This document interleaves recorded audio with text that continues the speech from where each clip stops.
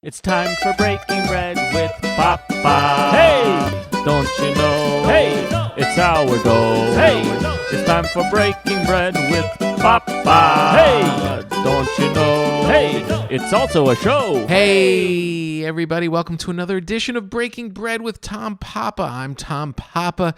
Thank you so much for joining us. Thank you for being a part of this wonderful podcast where we discuss all things food and comedy and all of the things that bring us joy in our lives.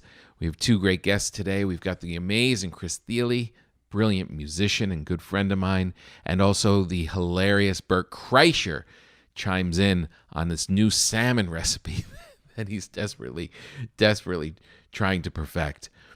Thank you to our good friends at wineaccess.com. You've heard me talk about Wine Access on this program before. I love them. They are a great resource for wine. They also have a new podcast called Wine Access Unfiltered. I got to be a guest on their December 3rd episode, and it was a treat chatting with Amanda and Vanessa, two very knowledgeable, very fun people who really... It's always great when you're exploring something and you meet people who know more about it than you do. That's what that podcast is. It's really great. And while you're at it, visit wineaccess.com/Papa, P-A-P-A. Use the code word Papa and get $20 off your first purchase of $50 or more.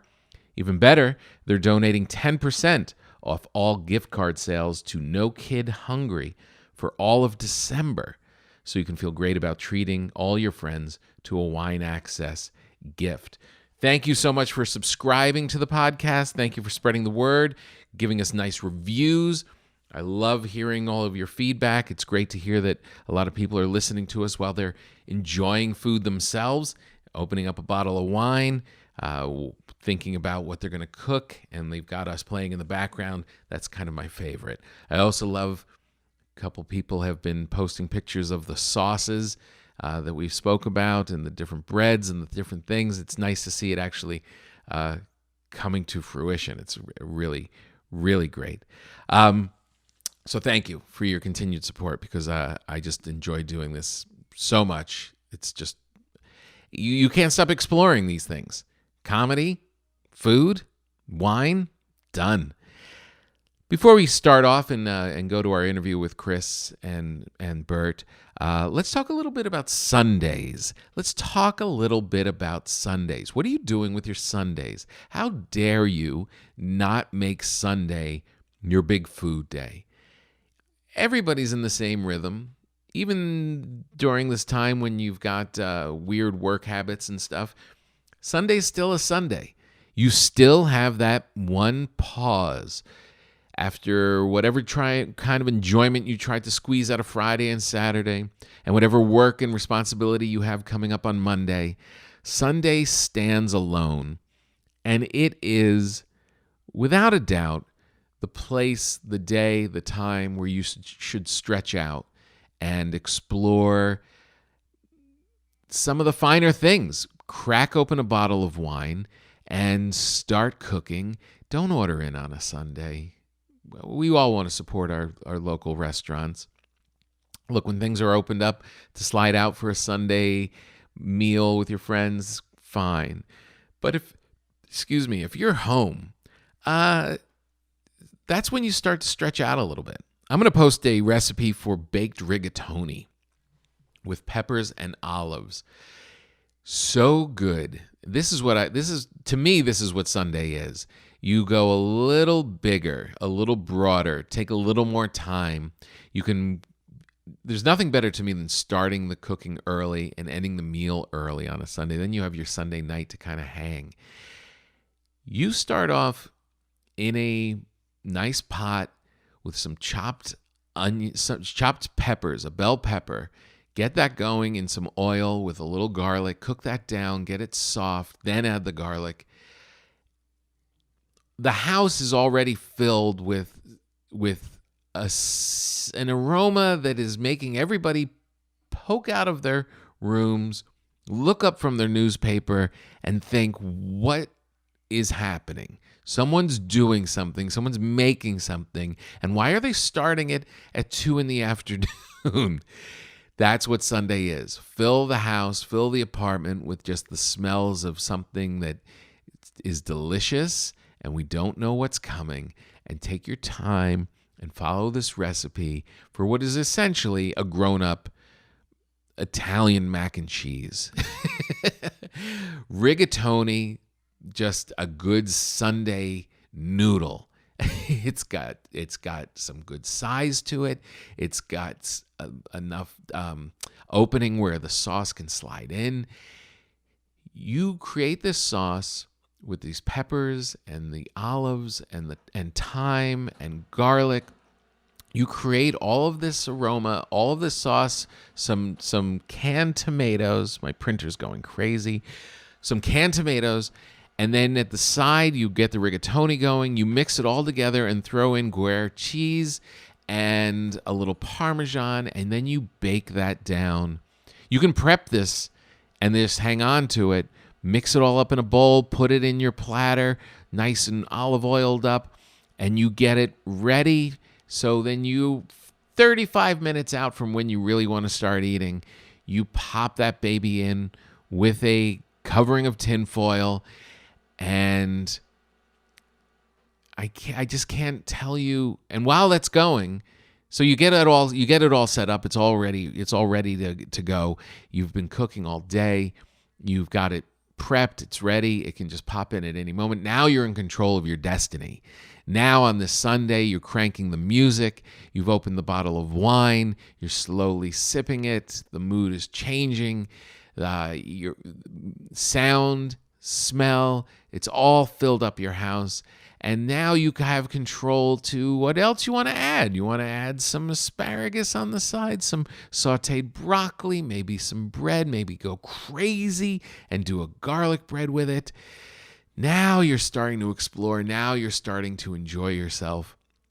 And then you bring the family in for an early dinner. You get them to gather around the table or gather around yourself at around, 4:30, 5 o'clock. Yeah, just starting to get dark. You have that big meal. I'm telling you, your whole week will change because of this. Your entire week. Do you have to make this baked rigatoni? No, you don't. You can make anything you want, but make something. Make something. If you want to follow this recipe and use my little guidance, you wouldn't be dumb. you wouldn't be hurting yourself. You will be doing yourself a huge favor. Make the thing, make it big, and then you'll have a lot of it left over for the week as well.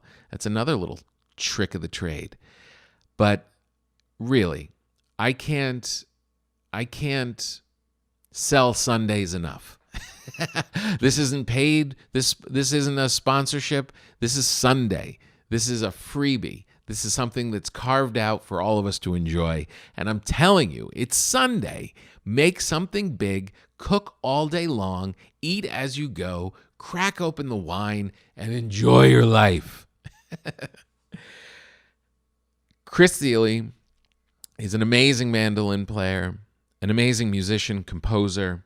He was the host of Prairie Home Companion after Garrison Keillor passed on the reins. And that's where I got to become friends with Chris. Our good friend Flanny, who was on this podcast, introduced us at Largo. And I always loved Prairie Home Companion, and Chris always loved it. And he was kind enough to let me poke in with the spoken word comedy portion of the show as Chris was cranking out the music and kind of guiding us all, directing us all into maintaining the legacy of Prairie Home Companion, but also taking it further.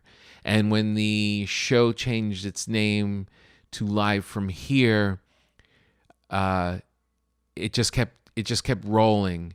And it really became, I think, as much as we love the Prairie Home Companion and as much as we love the legacy of that, the name change of it, I think, just kind of made it more of Chris's show.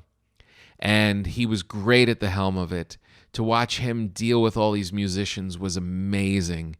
It really is another level of musicianship and spirit. He is a really, I say in the interview, he has a contagious personality where you just want to be around him. It's just filled with love and fun and joy and seriousness. And he's just a great guy. And I'm so glad that I got to roll on that show with him for a while, a couple of years, and then become friends with him.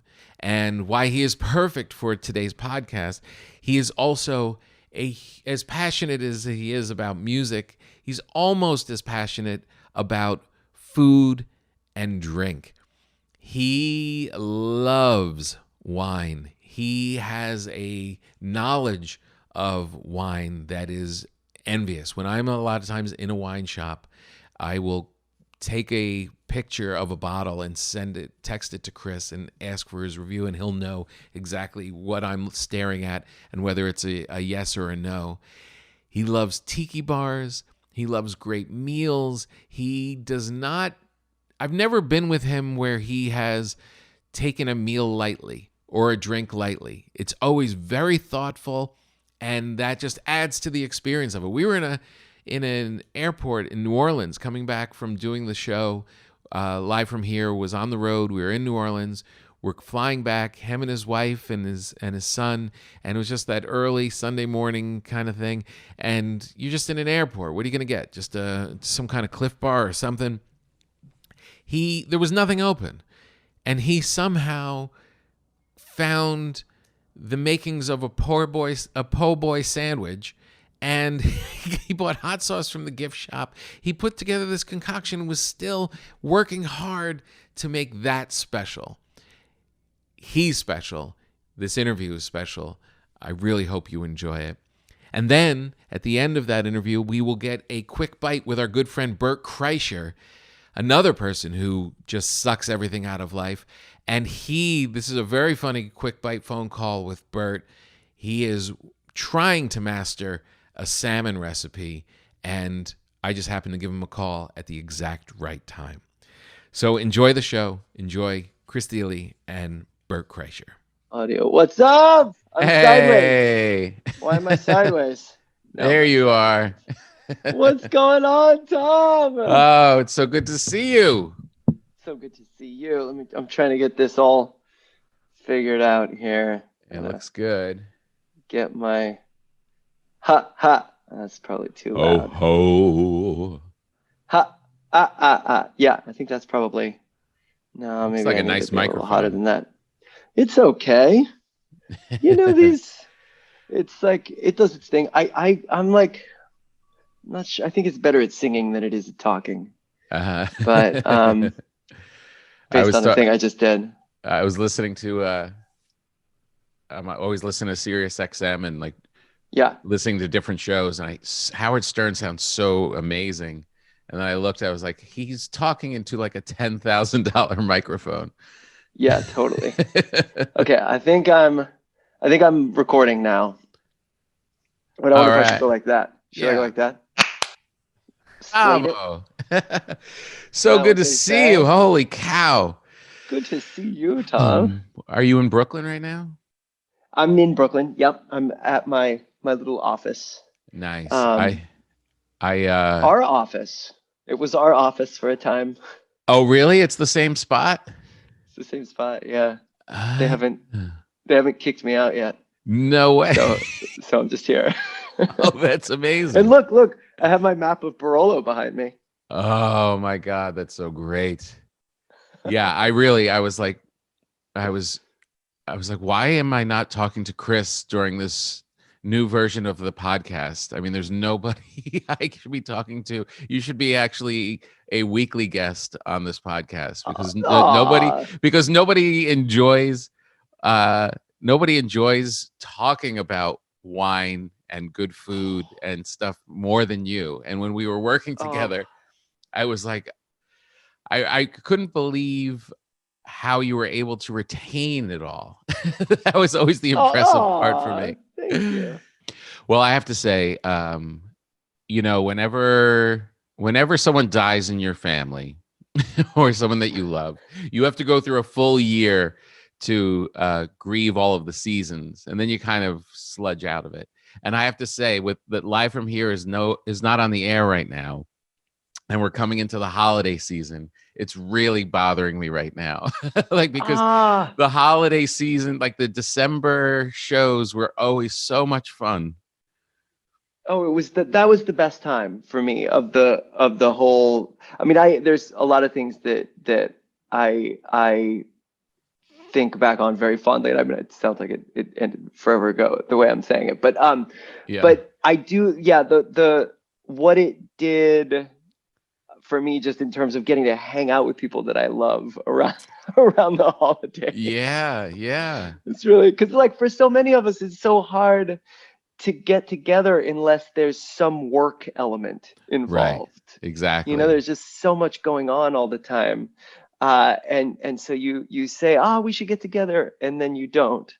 And Right. but Yeah. but with the show, oh, we'll get together, and it's the show, so we got to work.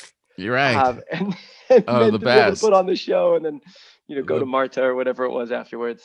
the Just be so best. It fun. was such a rich, great show. And I mean, what was so cool, that part of it, like being able to see people and not be touring solo, was such a Mm. cool thing, especially as a stand-up. It was like, you're always by yourself, and now you get to be around all these other people. But Oh then also to dip yeah. into, the music world and watch you and all of those musicians come in, and there were similarities to comedy, but then there was also this whole other world that I knew nothing about, which was so great to like just brush up against. What were the biggest differences to you? The amount of serious rehearsal, Oh. the amount of like really, because I would even, when I had that my Come to Papa like form of that show, it was like, yeah, and to just do a song, and just get in. Like as a comedian, you just think, yeah, you just do a song and you'll be, and then you guys would be working on a song for a good hour straight. And I was like, what are they even, how is this? And then of course, when we do the performance, you're like, oh, now I get it. This is, this is better. We could have. It's possible we could have called the whole thing "The Point of Diminishing Returns." As far as the boys, like in Punch Brothers, for instance, I'm sort of they hold my love of rehearsal in high suspicion. Oh, really? There was actually a buddy of mine worked for Jackson Brown, and would always like to call him as he's a singer sound checker. And also with I got to tour with Paul Simon a long time ago. Wow. And he would just, it was, I got the sense that he was on tour so that he could rehearse at soundcheck. Like that was kind of the point for him, was Right. just working on the stuff and trying new things. Right. And that was like why at that point in his career he was still on tour, is so that he could Wow. kind of continue to mess around with the music. And certainly for me on Live From Here, that we had that sprawling 2 hours of blank airtime to Yeah. fill. And so yeah, I started feeling like a mad scientist in there. It was so fun. Well, it was To get- crazy. I mean, it must have been crazy for you. And this is one of the things I'd really remark at. It's like, okay, so I could see you being that kind of Paul Simon head and always like exploring, and you were always like, you would get excited. I watch you like get excited and hear something, but you weren't just doing it for you or the Punch Brothers. You had these other artists coming in who were so different from one another and so different from you at times. And you would jump from genre to genre to genre. It was really, I mean, it must have been, were you overwhelmed or were you excited? Oh, it was just so fun. It's like what would the you get you like when you go over to, I don't know how it is for you. I feel like when you go over to someone's house for dinner, you remember when we used to do that? Yeah. I feel like just everything that they do, like we'll go over to this specific couple's house for dinner, and they've just got these almonds that taste so freaking good. Like, what the hell are you doing to these almonds? And they'll tell you, and then you go and you can do it at home, but it's not the same. And so for me, the Live from Here and all the various guests that were coming in, it was just like they would bring this group of songs, and if they asked me to play on it or whatever, it was just the opportunity to like, oh, I want to taste their almonds. What are they doing to those almonds? That makes perfect sense. So that it was never, that was always one of the biggest joys is to, or like getting to role play. It's like, it's musical role play. And like, it was the best ear workout ever, because it's all about your ears. It's not whether your body can do it. It's whether you can hear what makes that artist, and like what is the beating heart of this song, and can I get that? Can I hear it? If I can hear the beating heart of the song, then I can accentuate it, underline the certain things. And then of course it gets really exciting when whatever is like the beating heart of your music and the beating heart of their music, if it's slightly similar but it's complementary, then the real magic happens. And that's I feel like we got to experience that a little bit on the show. 100%. And it was such and then the comedy linking up with the music was always so exciting. Like when someone would when our themes would collide, like accidentally sometimes was so fun. I know there was a lot of like weird coincidences that would happen throughout a show. There's this little magic about it. And I always go back to when you and I first started talking about it, and we got on the phone and we're talking about the heart of Prairie Home and the essence of what that show meant to both of us, that we just loved that sense of place and what Garrison had created. And we both just loved it so much. And I know we both came into it like, if we could just get a little bit of that flavor, but push it into a new direction, we will have done something. And I think we did. I think we totally did. I wish we were still making them. Now you don't have my thing, because out in America was that monologue I would do, and that was like always on my head. You would do Song of the Week, where you would create a brand new song from scratch. That and the opening monologue were both two big things. Now that they're not on your plate, don't you feel like what? I have nothing to do. It's like taking to a certain extent, it feels like taking the donut off the bat, and like actually getting it. It's like, whoa, oh, time. Yeah, it's weird, right? It's crazy. But also, like so many of us, I'm sort of just a compulsive slate filler. Yeah, right, exactly. What are you doing now? What are you working on now? Well, so there's putting the finishing touches on a solo record. Oh, nice. Because what else am I gonna do? Right. During all of this, but I know, and actually, conversely, the boys and I, Punch Brothers and I, bubbled up and made a record that we finished a couple weeks ago. We finished tracking, and so I'm gonna start. I just finished the editing process of the solo record. Going to dive into the editing process of the Punch record. Oh, nice. How about you? That's so that you're doing this. I'm doing this, and I've got the Sirius. There's been some scattered gigging. Yeah, no? I went out like once a month since June, where I would go to clubs where I knew that they were responsible and doing everything right. Yeah. And that was. How did it feel? Did the audiences feel? I did a couple of them, and like it was one of the more surrealistic patches of touring. I mean, the most surrealistic patch of touring I've ever done. Yeah. I mean, it wasn't. You can't really call it touring. It was just like you go I off know. and, you know, play for 50 people in an 800 seat room. You know. I know. Right. Exactly. I know. But they were the happiest 50 people. Oh my God. Right. Yes. Yes. Or like outdoors in the cold or something, and it's just, it does not matter. It's just the best. I know.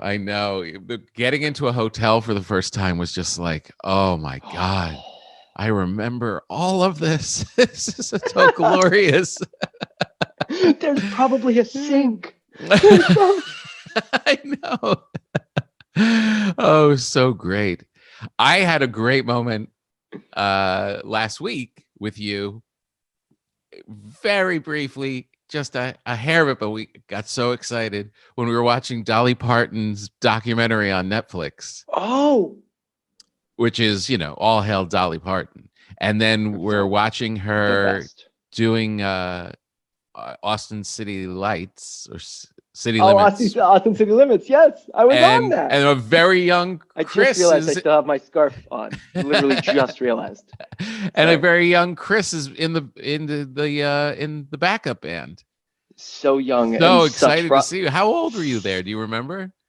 I feel like 19. 19, I think yeah, but just with the most frosted tips ever in the history of Nashville hairstyling of the so great very late 90s, early 2000s. Yeah, because she was dipping into her bluegrass. Exactly. She made three bluegrass records back to back, and I was on the middle one. Right. Back to back to back. And oh God, that experience was so amazing. And anything that anybody, like, if you experience Dolly's stuff and then you start forming this kind of opinion or an image of her in your head of like what she must be like based on what you've seen, you're right.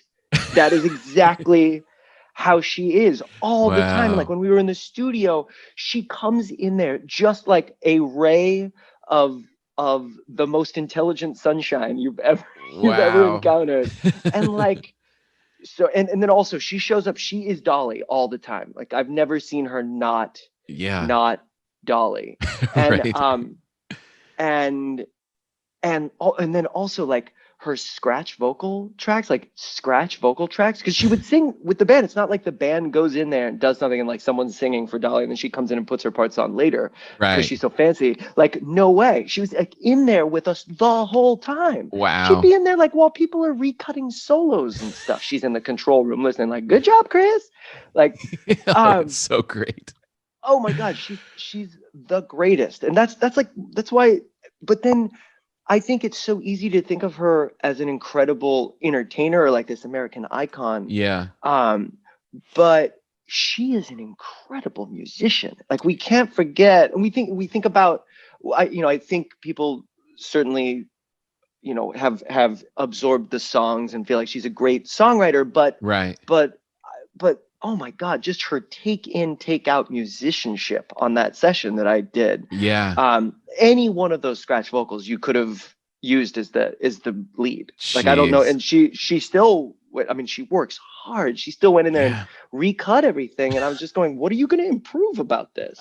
Amazing. And then this one day in the studio, she made everybody dumplings. She came in with dumplings. That's so great. Dumplings. And oh man, that's everything you want to hear. That's nothing better than when you love somebody like that, like just as an entertainer, they're just in the fabric, and then they live up to what you really hope that they are. There's nothing worse than like you hear like, oh, you love this actor, and it's like, yeah, that guy. I hope you never have to meet him. Right. Yeah. Yeah, exactly. No, with Dolly, it is the opposite. It's just like, however much you love her now, if you met her, you would love her 10 times as much. Wow. Man. She's extraordinary. Were you really good in math? She's the reason I fell in love with New York. Oh, really? All things. Why? Yeah. Dolly brought you to New York? Yep. I was living in Nashville. And so it was the first time I actually worked in New York. She was doing a round of press for that record. And so I was like 19 and living in like an actual garage in Nashville. My share of the rent with utilities was $135. Wow. And so she, you know, she has this crack squad of bluegrass, you know, guys Yeah. as her backup band, and she flies us all out to New York and puts us up in the Essex House. So like right on Central Park. And I, you know, little 19-year-old, you know, frosted tipped Chris shows up, just a mandolin and like a backpack with maybe a nice sweater in there. I don't know. Right. And then and I get picked up by a limo for just me. And they, you know, whisk me off to the Essex House. It's like 10 or 11 at night. And Yeah. I put all my stuff in there. You know, I look out the window. I see Central Park sprawling out in front of me. And I go down. I had a crush on a girl, I think, who lived in Utah or something. I went down on the corner. There was a Kinko's. You remember you would have to go to a place like Kinko's to use the internet. Right. And I walked out, and here's New York City just whirling around me. And God. I look around, and you know the Kinko's is on the corner. I'm walking down, going, I need to live here one day. This is wow. fast. That's great. That's and amazing. all because Dolly put me up at the Essex House. That's so cool. While you're taking a sip and listening to my episode of Wine Access Unfiltered, check out some of my favorite wines at wineaccess.com/Papa. That's PAPA. You can see all the wines that Wine Access has turned me on to. They're an amazing company. Like I said, if you want to discover wines and you want to really enjoy what you're drinking and learn about it, it's nice to have people involved that know more than you do. That's what you get when you go to wineaccess.com. They have all of these experts that have gone out and done all of the hard work for you, and you get to participate and have wine show up at your house in a time when we're not going around shopping and going out to all these different places or traveling to these regions. They do it all for you. They gave me this Barolo Piedmont. What was it? 2016 Marcerini de Comune de la Mora Barolo Piedmont. Boy, did I butcher that one. But that was, I mean, Barolos, Brunellos. Oh, you don't want to talk about filling out your Sundays. Oof, get Wine Access to help you out along the way. They are amazing. Like I said earlier, they're doing a special thing in December, 10% off all gift card sales to No Kid Hungry for the month of December. So you can do your holiday shopping and also support a great cause, which now is more important than ever. It's a win-win. So go to wineaccess.com/Papa, P-A-P-A. You'll get $20 off your purchase of $50 or more, off your first purchase of $50 or more, $20 off. I mean, really, you should try it. Get a good bottle and have it show up and enjoy your holidays and your life. There's no time to order there's still time to order for the holidays. So go now to wineaccess.com/PAPA for $20 off your purchase. And I'm so glad that they are a part of this breaking bread journey, because as you hear with Chris and you hear with other guests and myself and those bottles over there, it's all from wineaccess.com. We also would like to thank another sponsor to the show, BetterHelp. BetterHelp is a great service. Look, when you are working on yourself and your happiness and trying to keep a good state of mind, I'm for anything and any way that you can find help and any way that you can work on yourself, not whether you need to work out problems or you just want to improve your mental health. I'm all for it. And BetterHelp is a great group that will assess your needs and match you with your own licensed professional therapist. It's kind of a daunting thing to go out and make your first steps into addressing a problem or just talking it out. And BetterHelp gives you an opportunity to talk with professional therapists in a safe and private online environment. It's so convenient. You can start communicating within 24 hours. So whether you got depression or stress or you're having trouble sleeping, any kind of trauma that you've been through. I mean, anything that you really look. Life is a struggle sometimes, and sometimes we think we have to go it alone, or you have to just kind of buck up and just do it all yourself. Sometimes you need just somebody to talk to. Sometimes you just need a little help. And this is a convenient, professional, affordable way to do it. There's so many testimonials posted on their site of people that have been helped out by BetterHelp. I can't say how I can't express how happy I am when people I know go to work on themselves to help out their life and give themselves a better life.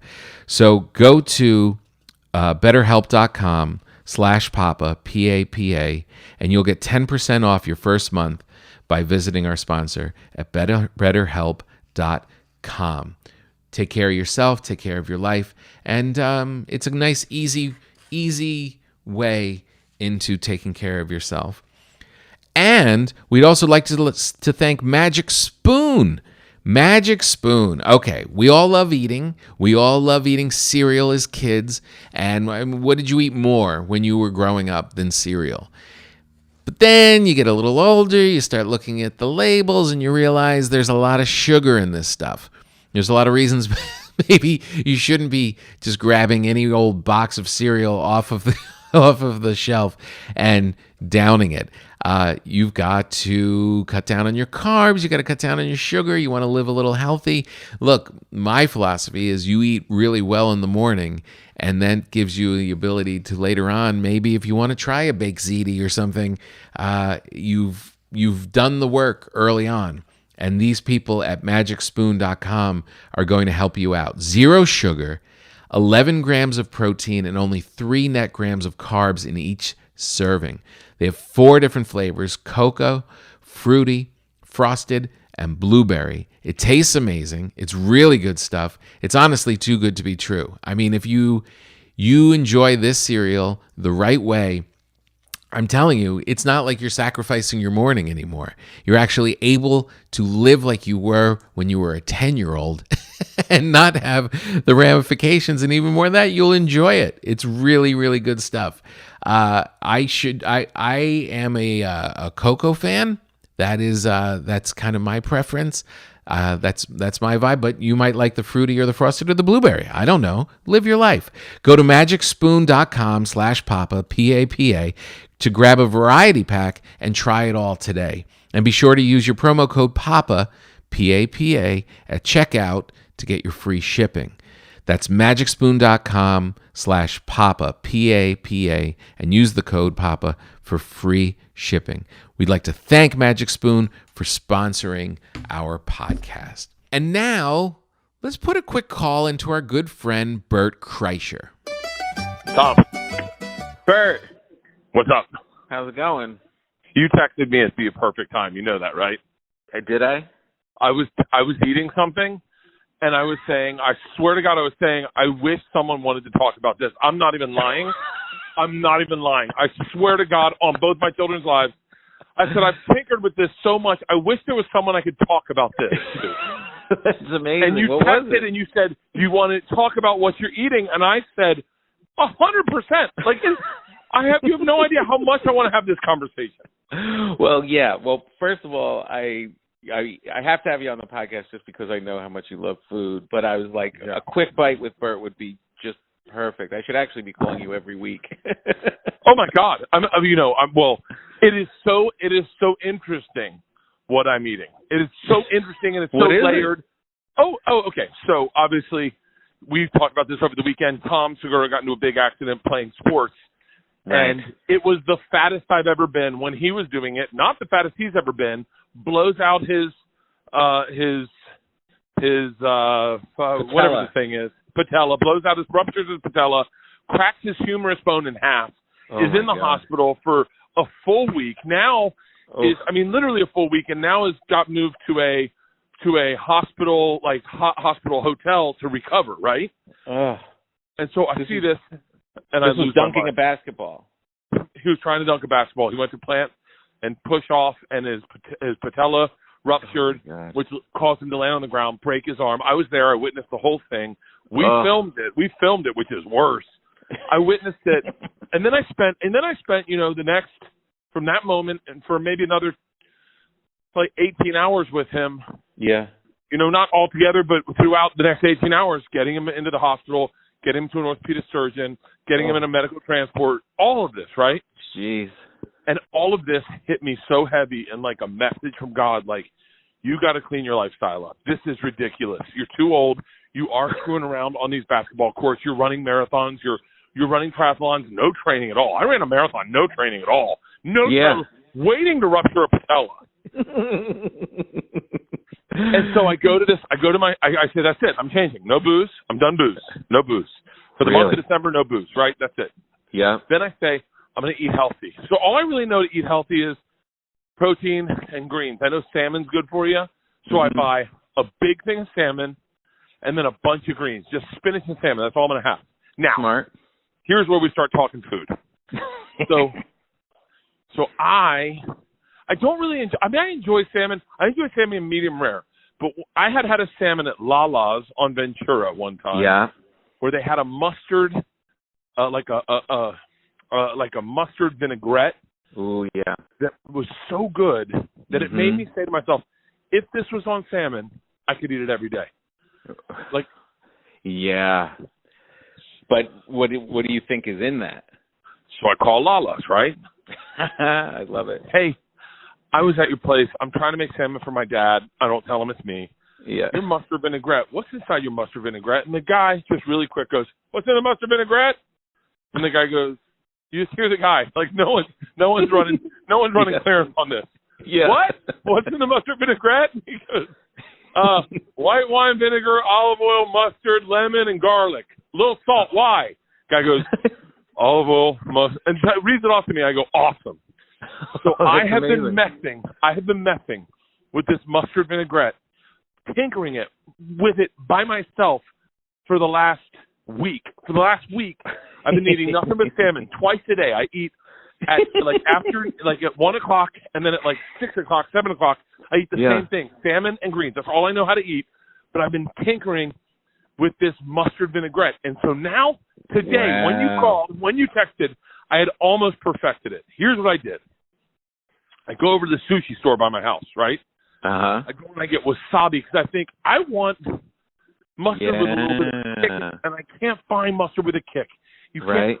Even Coleman's, which is a great mustard, doesn't have the kick isn't there. When you start to dilute it with all these other ingredients, it's just the kick isn't there. So I get wasabi, right? Oh, load it up smart. with wasabi, cut it. I go half wasabi, half mustard. Right. Now it's pretty thick, right? This gets good. I then go. Wait. Can I bring you back a minute? Please. What's the mustard? The mustard I use right now. The mustard I'm using right now is Grey Poupon. Okay. Now, Dijon. It should be noted. I've gone on Amazon and bought all the spiciest mustards I can find on Amazon, and they're not here yet. So you're using a Dijon mustard. A Dijon mustard. I've now got half Dijon mustard instead of the full portion of mustard, which I tinkered with and found to be roughly about 2 tablespoons for a small batch. Right. We're talking 1 piece of salmon, 1 salad. Now it gets complicated because we've grown this recipe. Okay. I take garlic and I chop it up real fine, right? Like 3-4 cloves of garlic. Mm-hmm. White wine vinegar, olive oil, lemon. I've been using the same lemon, working my way through this lemon, okay? Yep. half wasabi, half mustard. It's pretty thick, so I coat it on, and then I sprinkle salt and pepper on top of that, so that's almost like a binding. Oh. Now, we're talking, you got to cook salmon perfectly. Perfect salmon. If overcooked salmon is just, it's too far east is west. It's all of a sudden, it's not even fish. It's like, why didn't you just open a can of salmon and just eat that? Right. I found that if you leave salmon out for 15 minutes, cook it in the oven at 400 for 13 minutes, you get perfectly medium rare, still soft, like bright pink in the inside, whitish pink on the outside, perfectly cooked salmon. Perfectly cooked salmon. Now, here's the catch. What I do is I take my greens. I then load up the remainder of the sauce that I have in the bowl. I squeeze more lemon, more white wine vinegar, more olive oil, and whisk it so it's super runny. And I use that as a dressing on the greens, which the salmon is going to go on top of. Oh, nice. Now you're thinking. Yeah. And today, I finally sliced up some onions, like really thinly sliced. In what's the thing that you use and then you cut the tip of your fingertips off with? Julienne. Yeah. Julienne, some onions. And I'm eating this thinking, I perfected my recipe. I perfected my recipe. I perfected my recipe, and I get a text from Tom Papa. Want to talk about what you're eating? And I say, motherfucker, I want to talk about what that's all I want to do. That's so perfect. Now, listen, I think that it's amazing that the amount of work that you did is fantastic. I love that you're deciding to go a little healthier. I don't think there's ever anything wrong with taking yourself off of the alcohol freeway and taking December off. That's all positive stuff. And I'm never one to get in the way of a motivated person. But I also want to point out that another way that you don't rupture your patella at our age is don't dunk basketballs.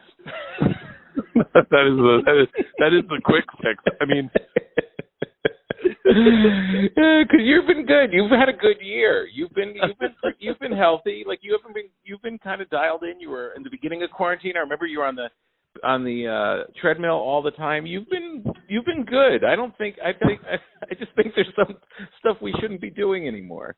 Yeah. Oh, by the way, I'm on the treadmill now. My goal was to run 1,000 miles this year, and I am 85 miles short. Oh, you're close. I know. I just got to run 3.4 miles every single day. Wow, that's exciting. Yeah, well, but you know what's so funny is they told, like, Tom and I got recognized at the hospital, and so he got a bed quickly, and they told them, they said, the guy in there, he hurt himself playing basketball. Him and his buddy were playing basketball. 2 nurses opened the curtain, looked at us, closed it, and was like, couldn't have been them. No way. Not these 2 fat pieces of crap. They don't even know what a basketball is. Oh, man. You're the best, Bert. Thank you for sharing this with me. I appreciate it. Thank you for calling me. You've made my day complete now, Tom. Oh, you're the best. All right, take care, buddy. Love you. Bye. Love you, too. Well, it's an interesting thing because you have, music is the force that brings you to all these different.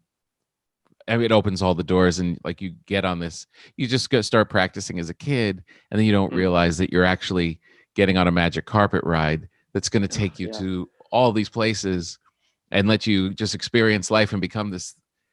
It just opens everything up, and I guess this is a long, clunky segue to ask. So when did you start to get what is now a really crazy, deep appreciation for the finer eating and dining things? Because it's not just, you're super educated and love wine, but it's also, you have an appreciation really for food. Like you don't take any of these things lightly. Coffee, all these things, like you really, you're thoughtful about these things. Oh, thank you. It was definitely like on trips like that. But then my parents, we grew up, we didn't have any money. But the things that we could afford, my parents definitely put a lot of effort into the curatorship of those things. So it's like, if we lived in this little tiny mountain town in Southern California, called Idlewild, up above it's in the mountains up above Palm Springs.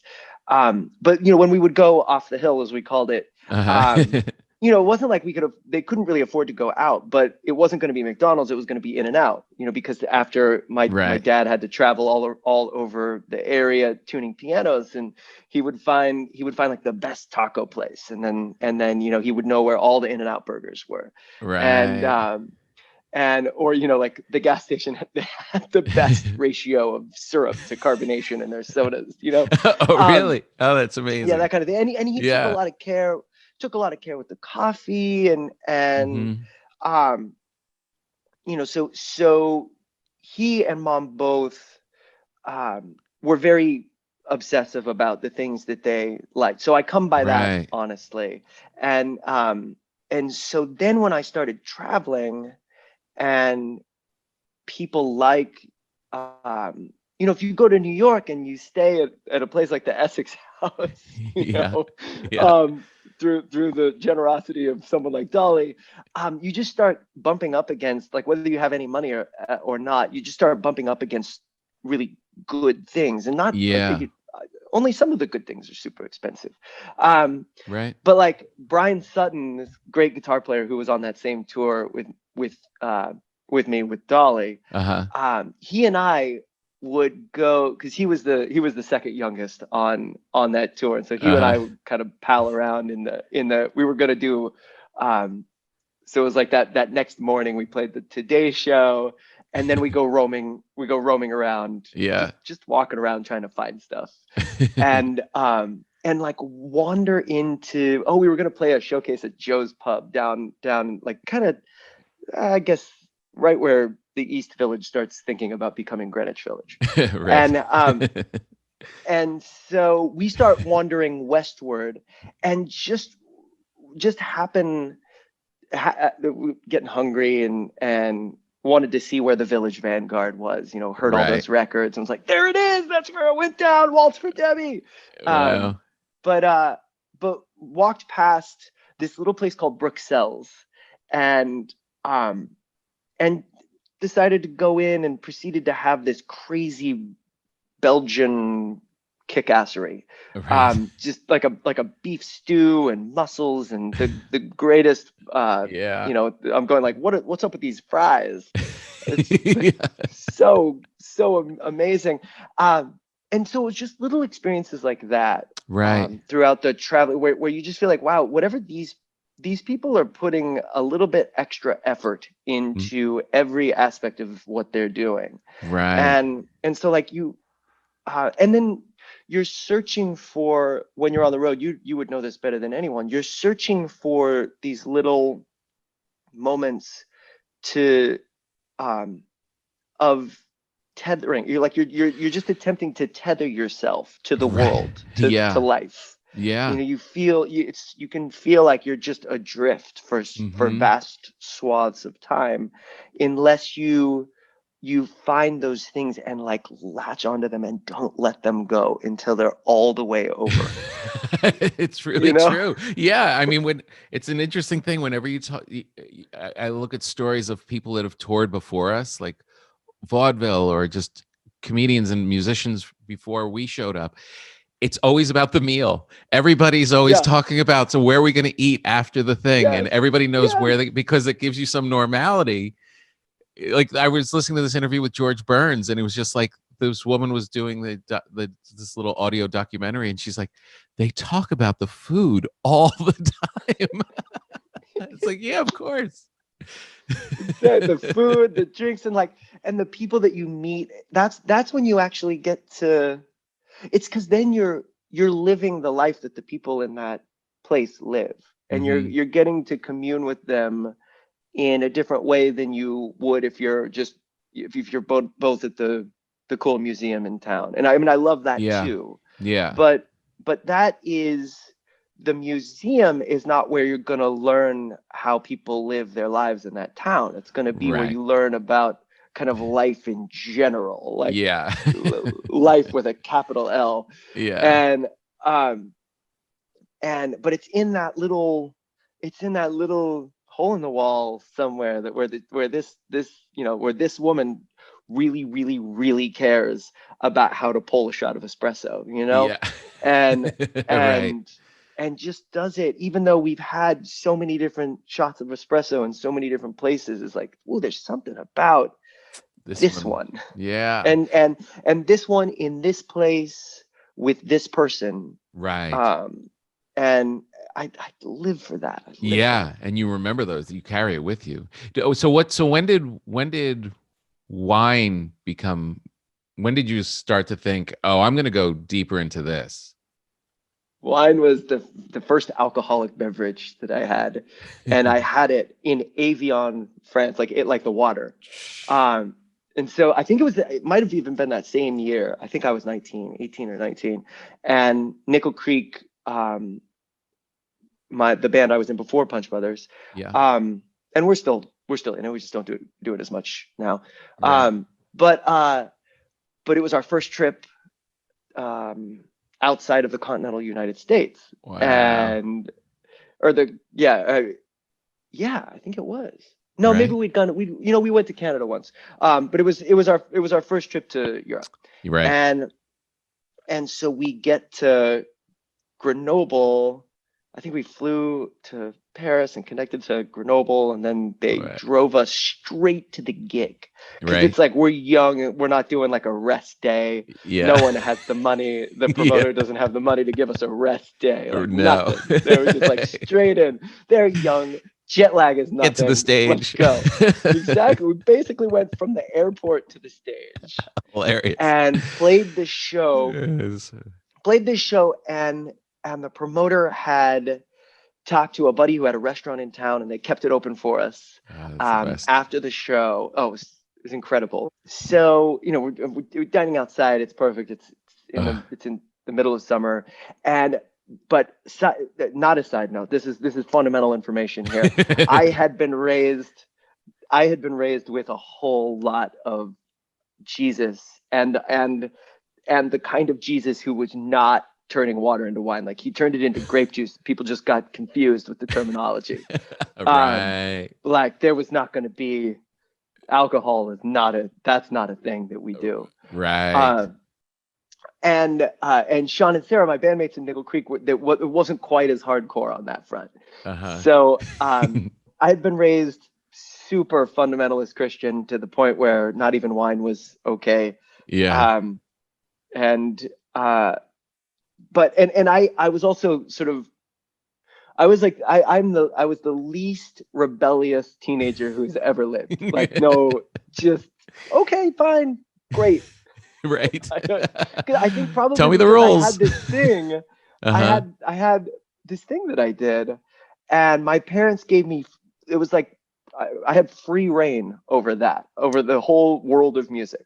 You know, so I had this thing that was, and even my dad was in Nickel Creek early on, and he was a real sport about just me bossing him around, like, Dad, you're rushing. Dad, like, no, you can't play that note over this chord. Like, really, all that kind of stuff. That's amazing. And he would just take it like a champ. And so I felt like maybe then I was okay with them being like, no, you will never have a drop of alcohol, or they were right. And now they're the two most liberal people in all of Murray, Kentucky. And it's a lot has changed, and they're the best. Amazing. They're watching right now. Love you, Mom and Dad, so much. And they're probably watching with a glass of wine right now. That's good to hear. Lots has changed. But so the guy, I withstood all manner of peer pressure about drinking. I was living again in that little garage in Nashville where there was a lot of drinking happening just on the other side of my door. Yeah. I would always be kind of like, self-righteous about it and go off and practice some more just to show him how serious I was. Nice. Whatever. Yeah, it's good. There's value to that. I hate thinking back on that period myself. But so this guy, the waiter, comes around with a special bottle of wine, and Sarah has a little bit. Sarah and Sean are both like, yeah, sure. And he gets to me, and I go, no, thanks, I'll have a Coke. And of course, Coca-Cola's like 20 times worse for you than a glass of nice Bordeaux. But he gets to me, and it wasn't like, come on, man, drink, do your drink. It was like pity. He looked at me with pity. And I could not withstand. It was just like, all of a sudden, Jesus just sort of wanders away from me. And I'm just like, all right, give me the damn wine. I'll take a glass of wine. Don't pity me. That's amazing. Like, you're born American, you want a Coke. You're all the same. I can't believe you. No, wait, I'm not. I'm No, not like that. No, I'm okay. This is what we do. Okay, then it's what we do. And so I had a little sip and realized I wasn't about to like then go, okay, and where's the nearest strip club? It was like, Give me cocaine. yeah, exactly. Come on, what do we do? Let's right in the arm, right in the arm. It tasted amazing with the steak. Yeah. And I, right then and there felt like, okay, well, with the right food, it's not about getting hammered. It's about kind of just double bouncing this whole, sensory experience. Yeah. Back to the and thoughtfulness so- that your parents were instilling in you. Yeah. And again, like that moment, just deepening that moment and that your feet solidly on the ground of where you are. Yeah. And it plants it something like a great glass of wine with the right food. It just cements you in the most warm and inviting way to the spot in which you are. Yeah. And I love that so much. So you have a real love for Barolo. Is it fair to say that's your favorite wine? Yeah. You have a poster. It was like the first thing that I really started. It was actually the first, is this true? The first non-American wine region that I traveled to. Mm-hmm. And that was because my Claire and I, the woman who was to become my wife, yeah, and Miss Claire, Miss Claire. Oh, I see. You Miss Claire. I was going like Miss Claire.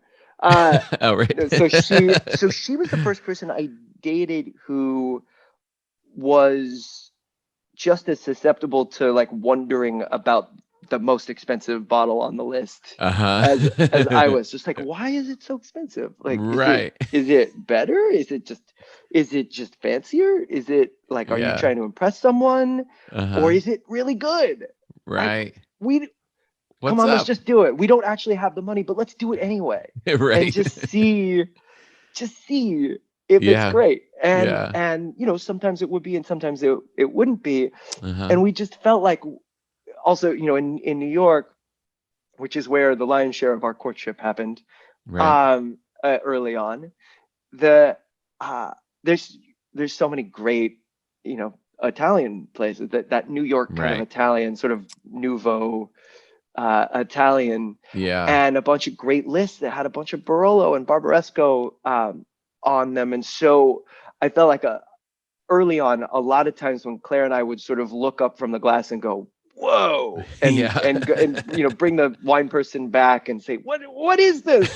It would be Barolo or Barbaresco. And so when we were thinking about taking our first vacation together, I got in touch with a buddy who knew a bunch of people in the wine world, and was like, could you get us some tastings in Barolo? And so off we went, and it's also so magic. I mean, when you think of a faraway wine region in your head, it looks like Barolo, but Barolo is the only one that actually looks like that.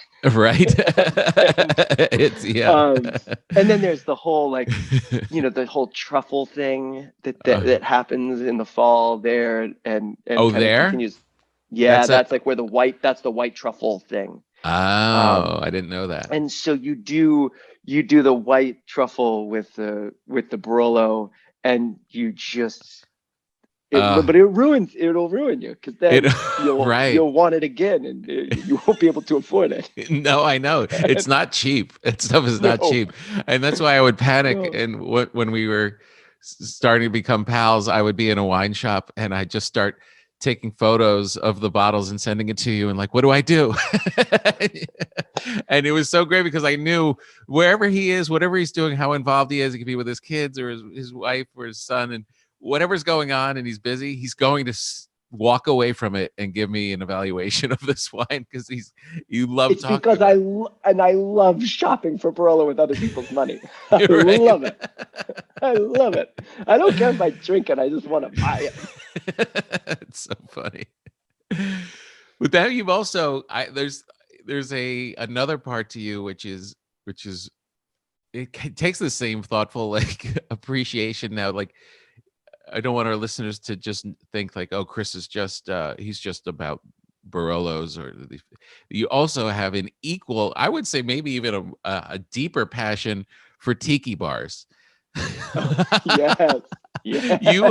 I mean, I was just thought, well, it's just tiki bars around, and you're like, no, this one was formed in 1957 and by these two brothers, and one of the first times that we hung out, actually, remember that? Yeah, we started. Right. We started we went to Tiki Tea together. Yeah, we started at Mozza, and we had this great little Italian kind of. We drank some good wine, and we hung out at the bar, and then before we went home, we're like, no, we should hit some tiki, and we went. Was it Tiki Brothers? Tiki Tea is what it's called. It's one of the greatest, of the great all times. How did that happen? How did the tiki thing explode in your head? How did that? Well, I got into here's another long answer to a perfectly reasonable question. When I moved to New York. Yeah. I got super in. It was the whole speakeasy cocktail thing was in full early flight. Right. So places like Milk and Honey and the Flatiron Lounge and Pegu Club and Employees Only, later PDT, all those places where it's like, why the bar in your town where you suddenly have to have like a password to get in there, right? And there's and no sign, and you're not allowed to actually talk in there or whatever it is. It's all that was, all that was coming from these amazing cocktail bars in New York, and I had never been into cocktails at all. I always thought that was like what you drank if you didn't like the taste of alcohol, then you would have a cocktail to mask it. And then you could have drunk. You could have drunk without any of the taste. Right. That's what I thought. That's Kool-Aid. what I thought cocktails were all about. Until I started going to these places and so then I started getting the stuff to do it at home, and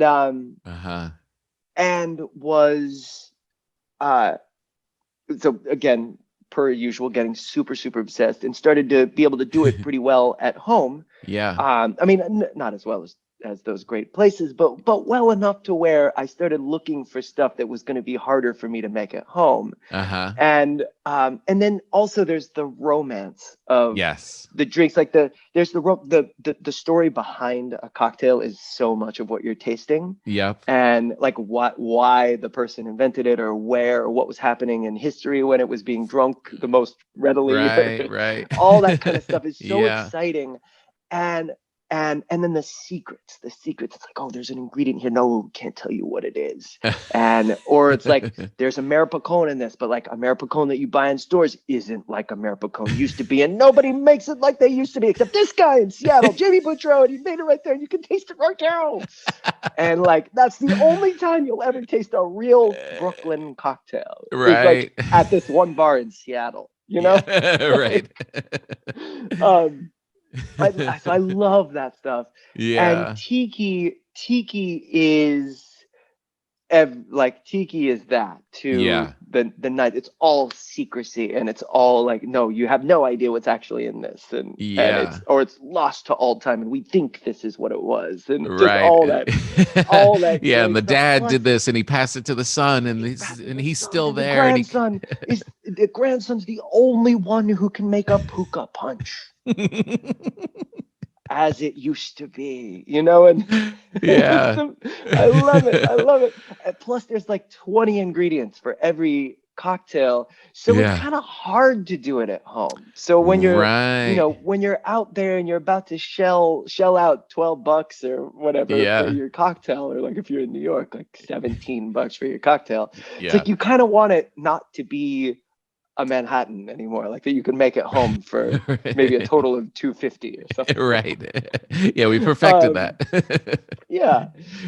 that was great. We had a couple great moments on the road where you would always, again, like on the road, finding those things, and we're putting on this giant show that's going to go out to a national audience live, and all this stuff, and the music, and the comedy and all this stuff. And all everybody's secretly thinking is, where's the tiki bar we're going to at the end of the night? Chris found one. He's got it. I got it. Did you do, there's that great one in San Diego that we did that together, right? The false idol. Yeah. That was really good. That was a good one. But Tiki, it's hard to beat. Hard to beat that in Los Angeles. I imagine there's some people from Los Angeles who tune into your podcast. Yes, for sure. And the other one that I liked is which they always, and I don't know, I think they claim they're the oldest in LA, is the Tonga Hut. Tonga Hut, yes. Out in the valley.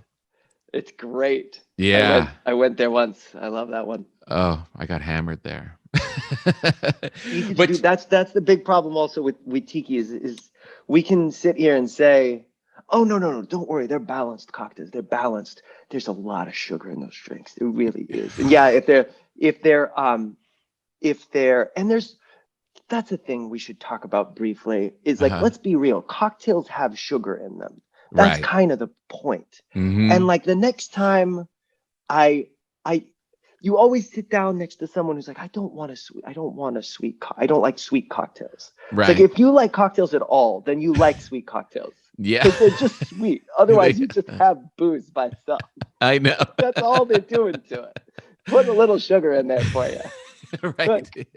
Exactly. And I know what everybody means. We don't want the like bright red cosmopolitans anymore. Right. But they are all a little sweet. Let's be real. Except the dry martini at a steakhouse. That is a fine thing. And it is pretty. It's pretty. I love that. That's but my all go-to. they're doing is like they're like giving a suspicious glance at the vermouth bottle, and that's how much vermouth is in it. I know exactly. They're like, yeah, no. I put it on the ice, shake it, and then dump the vermouth out, so that it's just a little trace like left rinse. on the ice. Yeah. Rinse. Oh. That's what they're doing. I went to that place where I think maybe they invented the dry martini there. Duke's in London. Did you ever go to Duke's Hotel in London? No. Oh man, and they bring the bottle of Plymouth gin out, and it's just like frozen. There's smoke coming or mist. Steam. Coming off of it, and then there's like this little tiny thing of vermouth. And they do exactly what you're talking about. They just they pour it in there, they swirl it around, and then they dump it out, and then in goes the rest. Is just gin. That's the highest I've ever been in my life. It was after a Duke's martini.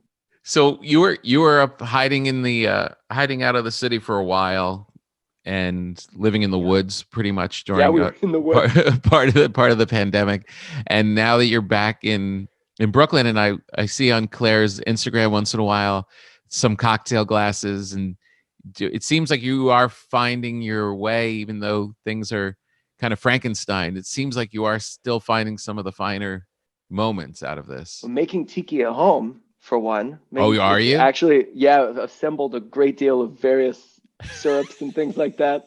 Nice. Trying to unlock the secrets of the. That's great. I love that. No, it's good. And then we found. I want to talk to you about our bread place. We found a bread place. Which one? Because we're not. That's the thing. Everyone started doing. They started following you into sourdough baking land, right? That was a thing. Yeah. Especially when the people couldn't get yeast anymore. Yeah, we tried, and we were not satisfied with the results of our early sourdough adventures, and so, but thankfully, so up there we found this little place called Bread Folks that started where you could go pick up one of the best sourdough loaves I've ever had, and now there's this place right next to our house in Brooklyn, close to our house, where you sign up. It's like a CSA, and you go and we get 2 loaves a week, one on Tuesday and one on Friday, and those are days of much rejoicing. This guy does great. This. One of the loaves is a Japanese milk bread. Do you know about this? No, I don't. Where he starts with this Thai rice and like mashes it into a little pulp, and then. Oh my God! Next time you come over, really? Whenever this is all done, I got some bread to show you. Oh, that's amazing. Oh no! Now I'm gonna. What are you doing? What are you baking these days? Oh man, I just did these 2 challah loaves. I've been trying to perfect challah bread, and nice. And I keep getting.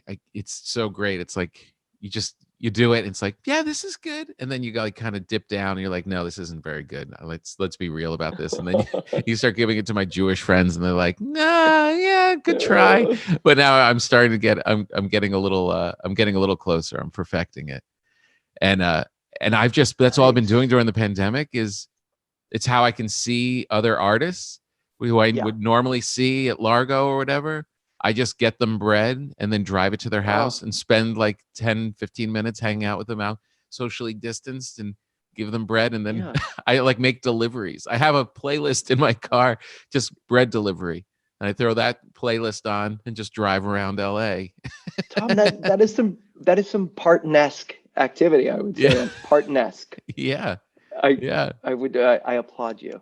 Thank you. That Well, is I can't wait amazing. for this to be over. And listen, will you come back on? Because there's so much. I mean, I actually wrote down whenever, just to have 45 minutes of just smiling. Yeah. I'm into it. All right, good. Because I would really like to just come on and be like, no, today I just want to talk to you about Bordeaux's and like then just go.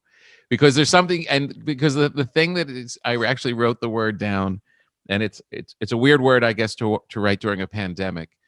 But I wrote down, as you were talking about it, about all this stuff, about music and about the tiki and about the Barolo and all, your enthusiasm is contagious. Contagious is the word I wrote down, and that's why people are drawn to you. That's why I'm drawn to you as a friend. But there's an enthusiasm that a lot of people don't have, and I'm really psyched to be a part of it. Oh, thank you. Well, my friend, it's so good to see you. You too, man. Can't wait to do it. Yeah, let me know. I'll be here. I'm ready to do the next Tickle one. Cal for me. I will. There was a lot of that last night. All right, buddy. I'll see you soon. Bye, Tom. Hey, everybody. Thank you so much for listening. I hope you enjoyed the episode. Thank you to Chris and to Bert. Good people, hearty people, lovers of all things good, as we all are here. Make sure you like and subscribe and tell your friends all about the podcast. Thank you so much for listening, and we'll see you next time.